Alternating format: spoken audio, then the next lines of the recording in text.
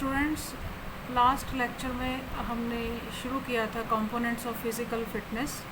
अब उसमें हमने स्ट्रेंथ के बारे में पढ़ा था। स्ट्रेंथ में हमने 3 स्ट्रेंथ के टाइप्स पढ़ी थी: maximum strength, explosive strength, strength endurance. आज हम इसका सेकंड पार्ट शुरू करेंगे, वो है स्पीड, यानी कि गति। अब फिज़िकल फिटनेस में हमारी गति का मतलब क्या है? गति का मतलब होता है कि हम कम से कम समय में किसी भी काम को कितनी तेज़ी से पूरा कर लेते हैं।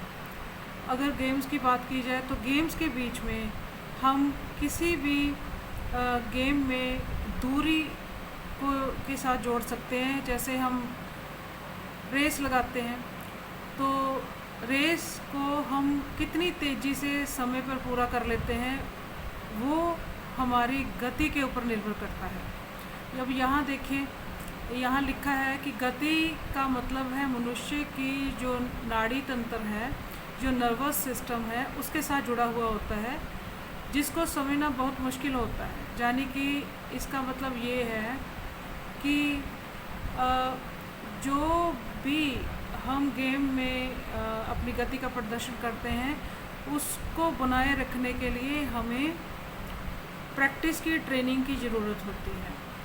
यानी कि यहाँ पर है हमारी जो गति है वो हमारी योग्यता पर निर्भर करती है। अब ये गति की 5 तरह की योग्यता इन्होंने बताई है। किस तरह से?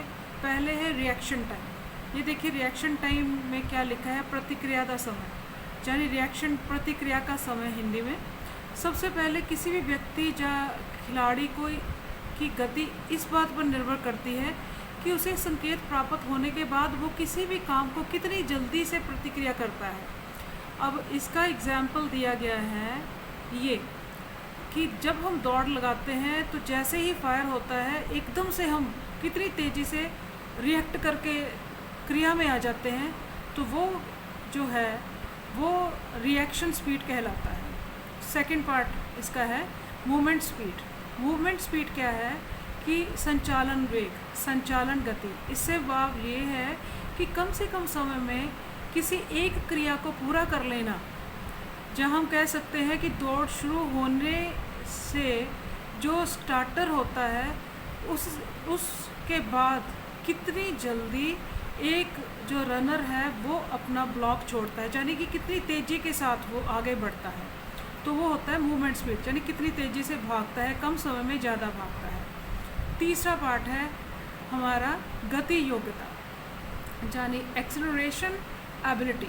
गति योग्यता का मतलब ये है कि काम को शुरू करने के बाद जो खिलाड़ी होता है वो कितनी जल्दी अपनी रफ्तार में आ जाता है।